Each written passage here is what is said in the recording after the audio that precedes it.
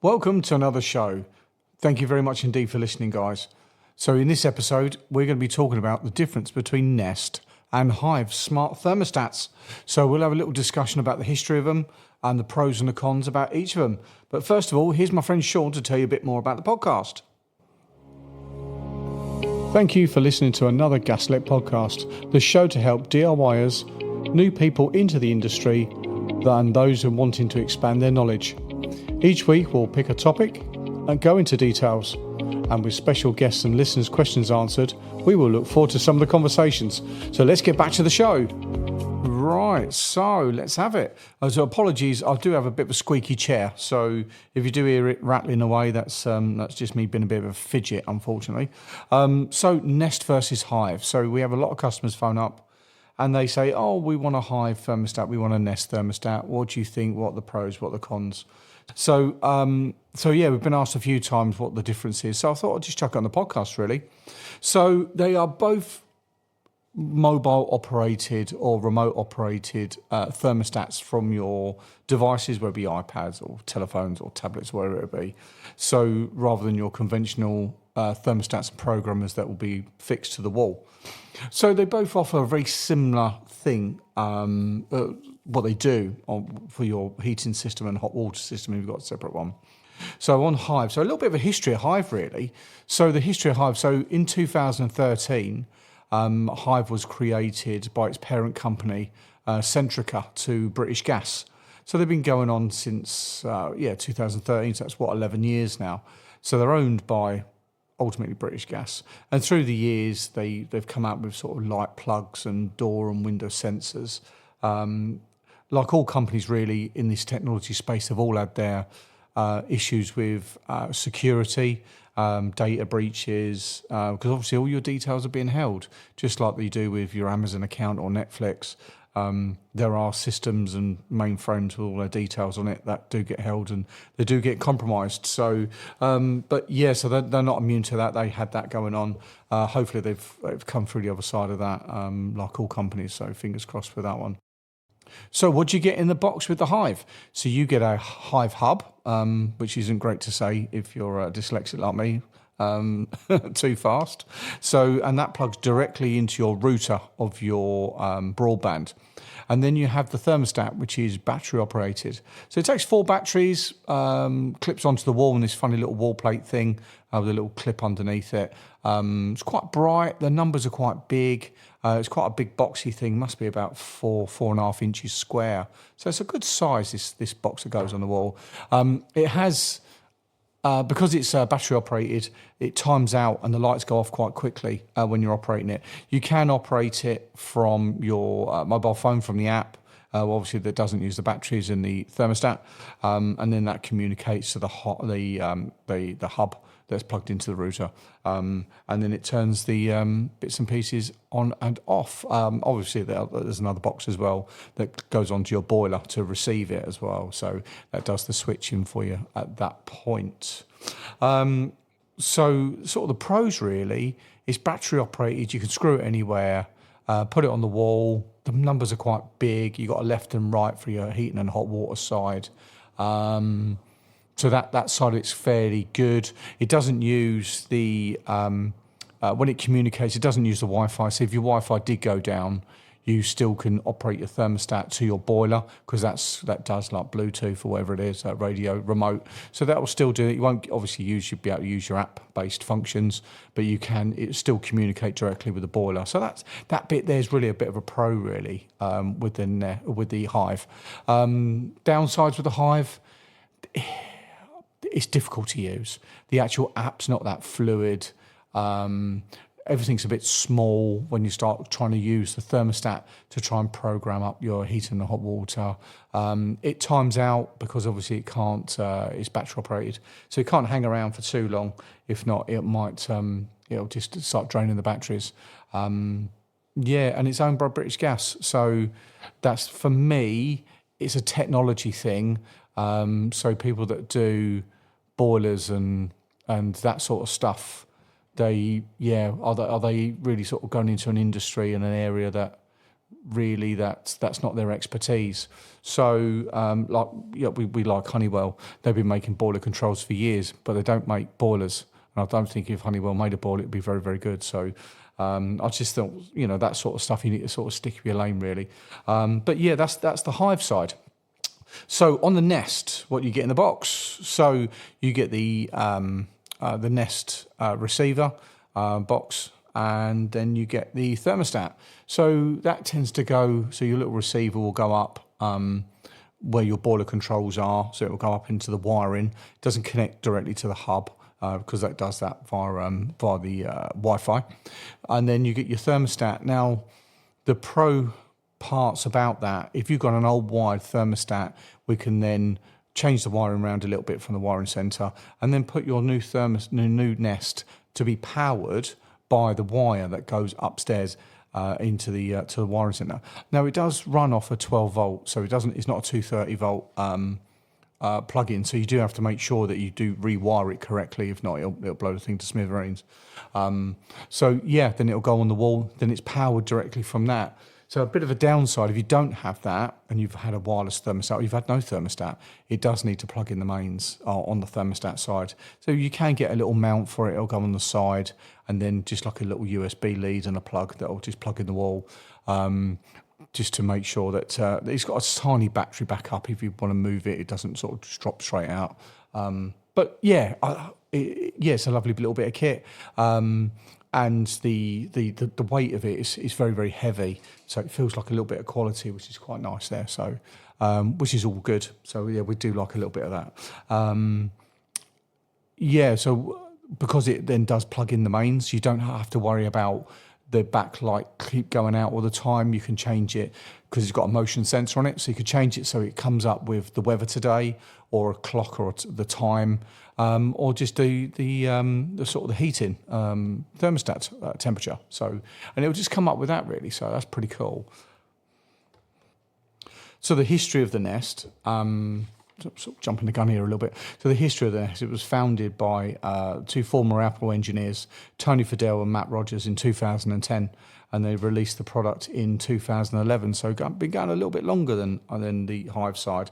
So Tony Fadell apparently was nicknamed the father of the iPod from 2001 onwards, working with Steve Jobs for Apple. Now, I'm not a big Apple fan. Anyone who knows me, I've got Samsung phones and Windows computers and stuff like that. So it's not that I'm a pro Apple person, but you can tell it's very Apple-y.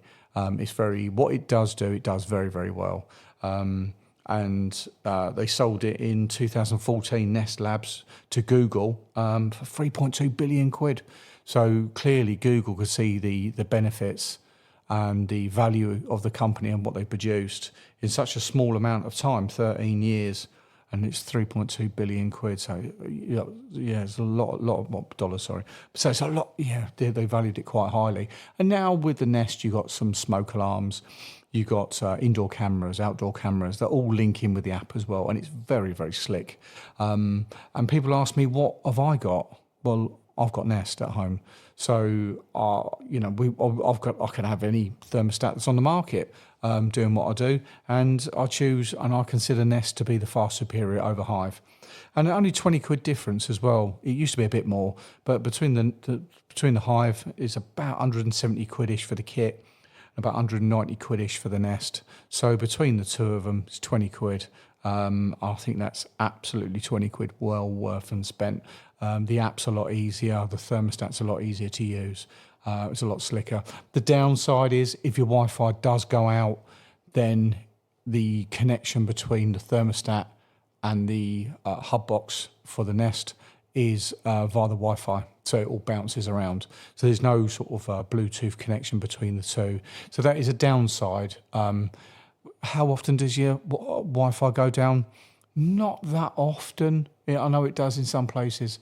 So it's happened to me a couple of times. We've had problems with the Wi-Fi, and it's caused us a bit of an issue. There is an override button on the front where you can push it to override and manually operate the boiler. Certainly for your heating and hot water, you just hit it, and that will then sort of get you out a bit of a fix, put it into manual mode for a little while, and then that takes care of that really, and then it gets up and running, off you go again. So that's really the difference between the two, really. So for me personally, As a business, we love Nest. So of the two, for the 20 quid difference, Nest is a far superior bit of kit. So what have we been up to? As the weather this year is slowly turning into summer from the winter, forgetting the spring and the autumn, we just use the summer and winter really. So slow turning this year. It's what we're now beginning of June. It's been a lovely day today, and we're recording this on a Sunday.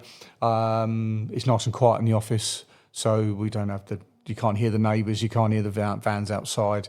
No one's coming in and out the door and post people and all the parcel deliveries that we get. So in this industry, it sort of changes a little bit really. So we have a lot of reactive stuff in the winter. That's probably the easiest way to describe what we do, a lot of reactive stuff. So as the summer turns, we get a lot more inquiries for bathrooms, like loft conversions. We don't tend to do many bathrooms, but from the plumbing point, we will. But when it comes to all the tiling and flooring, we don't do that anymore. It just takes up too much resources, and we don't really have the contacts as we used to back years ago when I used to do it.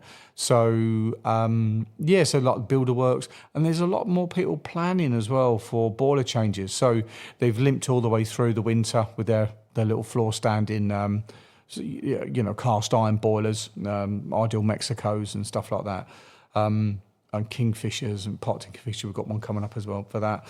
And they go, right, okay, it's done us for 30 years. We're going to keep limping it through all the time. If something big goes wrong when we're really needing it when it's cold. So we're planned to get that done. So there's a lot more planned boiler changes, which is nice. So we can tick that side of the business along, and outdoor taps as well. We just obviously get a surge every year for people who've got outside tap. I thought every house in the UK has got an outside tap, but clearly not. Every summer, or every sort of this side of the summer, we get a massive spike in outdoor taps. So we've got all the bits of kit downstairs, taps and back plates and elbows and bits and pieces. So so that's always fun. We've got finishing up this month. We've done one before, but this is a bit more different, this one, an outside kitchen. So it's local to us here, just in case the person's listening. I don't want to identify them at all. But a proper outside kitchen with a sink, hot and cold water, waste pipe. It's like a barbecue, but a natural gas, not LPG. So it's proper plumbed in, bit of kit. So really looking forward to getting that finished up. We've done first fix a couple of weeks ago. So it's all being built now. So I think it's next week. It might be next week that we're going back for second fix and getting it all done and dusted and wrapped up for them. So that'd be really, really exciting, that. So, lovely garden, lovely home. Can't wait to get that done. Also, this time of year, we get a lot of community events that are going on that we sponsor, and we donate raffle prizes too. So typically like boiler services, and that would do a voucher which they can give away in their raffles. A lot more fates and community events, which is great. We love them. We love to support them, which is awesome. We have the staff Christmas party. So do you know, it's about 2 weeks' time. We've got to book that.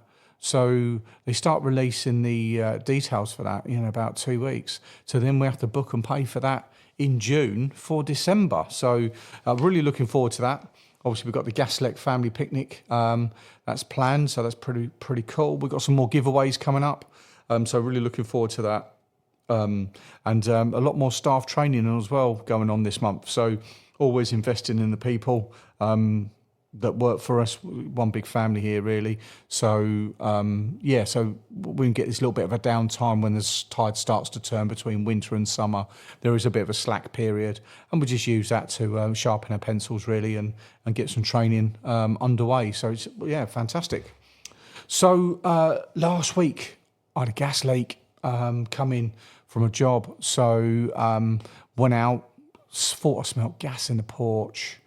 Turned out to be some old smelly trainers that are all wet. So, I've done some investigation around, and it was the lever valve to the gas meter, which is called the ECV, the emergency control valve. And that bit there was leaking because they have like a greased taper. So it's quite an old one in this bit of box sectioning.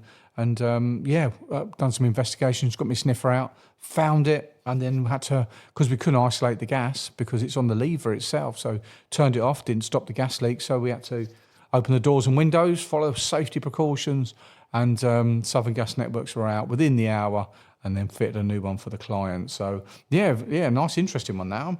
And finally, we've had a bit of a head scratch job on to change over a thermostat for a client. This has been such a tough job. Turned out they had a broken cable that was causing the old thermostat and timer not to work, but that was unknown. So we fitted a new Nest thermostat. Then there was issues getting that working. Finally run some new wires to it. That got that fine, fantastic. And it turned out 25 years ago-ish, they had a few spur fitted to the heating system the wrong way round. So we then got the correct colour cables, wired it up correctly, went into the boiler, bang, blew the fan to pieces. Went there, reverse polarity, had to fit a new fan, got the new fan in and working, and then sorted out the wiring for the some other back to front wires that were fitted years ago. Took care of that. So a little bit of patience and determination, and now we have one happy customer. So yeah, that was great fun. That was getting all that sorted. So, but it's just one of those jobs that you get that actually it's important that we see it through and we get it done and we make sure it's right. So yeah, there we are. So right, that wraps up this episode. So thank you very much for listening. It's gone on a little bit, this one, 18 minutes, so do apologise for rattling on too much. Next episode, I'm going to be talking about heat pumps. I'm going to be talking about the elephant in the room with them all and what's going on, and what my thoughts and opinions are on heat pumps. So do listen to that one. Hopefully be quite interesting. Get some facts and figures together, and there's a lot of myths around them, both ways really, pros and cons. So hopefully we can get a few of those little bits and a bit of education for people onto the heat pumps versus traditional boilers running on gas and obviously electric boilers and stuff like that. So yeah, probably going to go on a little bit longer than the planned time for that one, but I think there's a lot of information that we need to get across so people can make an informed decision really. So, well, thank you very much, guys. Thank you very much for listening. If you have any questions, we get bits and pieces coming through on the email, which is great. Thank you very much. So if you've got any questions, it's podcast@gaslec.net. If you want to be on the show, you want to come a guest and talk about what you do as a benefit to the listeners, please use the same email us in, and then we'll have a chat and see what we can do. Guys, take care. Have a fantastic week. Hopefully the weather's going to stay nice for us all. A bit of sunshine, a bit of positivity. That's what we want. Take care, guys. Thank you. Bye.